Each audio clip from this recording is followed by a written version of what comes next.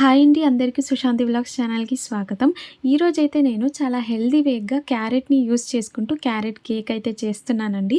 నేను క్యారెట్తో పుడ్డింగ్ చేశాను, క్యారెట్తో హల్వా కూడా చేశాను. ఫస్ట్ టైం క్యారెట్తో కేక్ అనేది చేసి అప్లోడ్ చేస్తున్నాను అనమాట.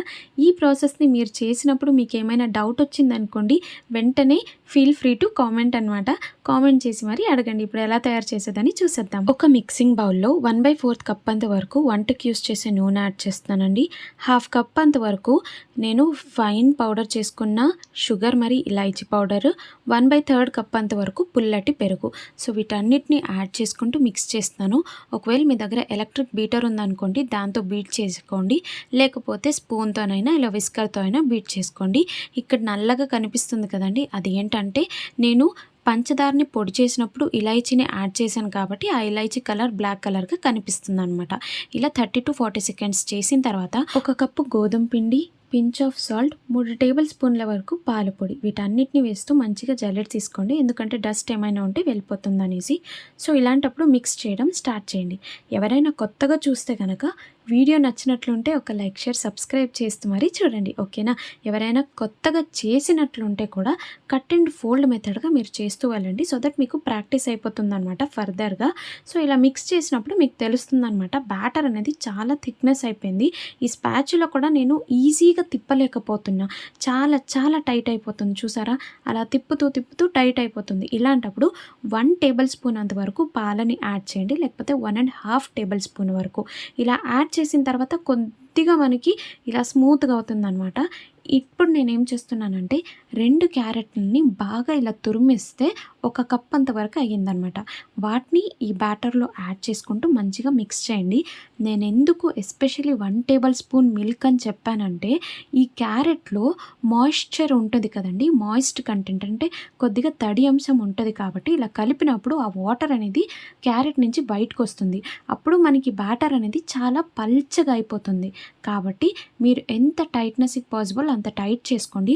కాకపోతే స్పాచులా తిప్పలేనంతగా టైట్ అయిపోతే కనుక కాస్త పాలను యాడ్ చేసుకోండి, అంతే. ఇక్కడ మీ దగ్గర ఏవైతే డ్రై నట్స్ అవైలబుల్గా ఉన్నాయో వాటన్నిటిని యాడ్ చేసుకుంటూ ఇలా మిక్స్ చేసుకోండి. ఇవైతే చాలా చాలా సింపుల్ ప్రాసెసే అనమాట. ఇలా చూసారా, చాలా ఈజీగా మిక్స్ చేసిన తర్వాత ఇందులో నేను 2 ప్యాకెట్ల వరకు ఈనో, పైన యాక్టివేట్ చేసుకోవడానికి వెనిగర్ అయితే యాడ్ చేశాను. వెనిగర్ లేకపోతే మీరు లెమన్ జ్యూస్ని కూడా యాడ్ చేయొచ్చు. ఒకవేళ ఈనో లేదన్నా అంతేనండి, బేకింగ్ పౌడర్, బేకింగ్ సోడాని యాడ్ చేసుకోండి. ఇప్పుడైతే ఒక బౌల్ని తీసుకొని ఆయిల్తో గ్రీస్ చేసేస్తూ కిందన నేను బటర్ పేపర్ పెడుతున్నానండి.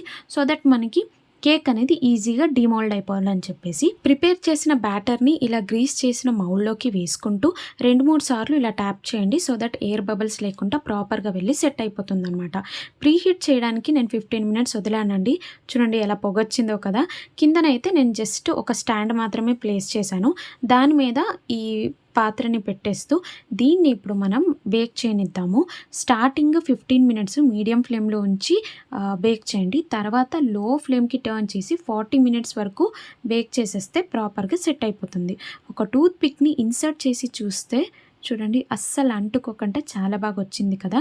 ఇలాంటప్పుడు మనము స్టవ్ ఆఫ్ చేసేసి ఒక 10 నిమిషాలు ఇలాగే వదిలేయాలి, బాగా సెట్ అయిపోతుంది అనమాట. 10 నిమిషాల తర్వాత నేనేం చేస్తున్నానంటే ఇది ఏదైతే బ్యాటర్ ఉంచానో ఈ కేక్ అనేది బయటకు తీసేస్తాను అనమాట. బయటకు తీసేసి దాని మీద ఒక వెట్ క్లాత్, అంటే కొద్దిగా తడిగుండే క్లాత్ అయితే మీరు పెట్టేశారనుకోండి, అది పైన లేయర్ లాగా తొక్కలాగా రాదనమాట డీమోల్డ్ చేసినప్పుడు. ఇలాంటప్పుడు డీమోల్డ్ చేసుకోండి ఒక నైఫ్ సహాయంతో, చాకుతో. ఇప్పుడు ఇలా డీమోల్డ్ చేసినప్పుడు చాలా ఈజీగా పడిపోతుంది. ఇలా ట్యాప్ చేయాలి అనే అవసరమే లేదండి, చాలా బాగా వస్తుందన్నమాట. చూడండి, ఎస్, ఎంత బాగుందో కదా. ఇలాంటప్పుడు బటర్ పేపర్ని కూడా ఈజీగా మనం తీసేయచ్చు అనమాట. ఎంత ఈజీగా మనం బటర్ పేపర్ ప్లేస్ చేస్తామో అంతే ఈజీగా బయటకు వచ్చేస్తుంది. చూసారా ఎంత స్పాంజీగా ఎంత బాగుందో. ఎందుకంటే మనం మిల్క్ పౌడర్ యాడ్ చేసాం కదా, దానివల్ల ఇలా స్పాంజీగా వస్తుందన్నమాట. ఒక్కొక్క కేక్ పీస్ ఇలా తీసుకొని తింటుంటే మధ్యన డ్రై నట్స్ తగులుతూ, అలాగే క్యారెట్ ఫ్లేవర్ కూడా చాలా బాగా వస్తుంది. వీడియో నచ్చితే కనుక ఒక లైక్, షేర్, సబ్స్క్రైబ్ చేయండి. ఎలా కుదిరిందో కామెంట్ చేయండి.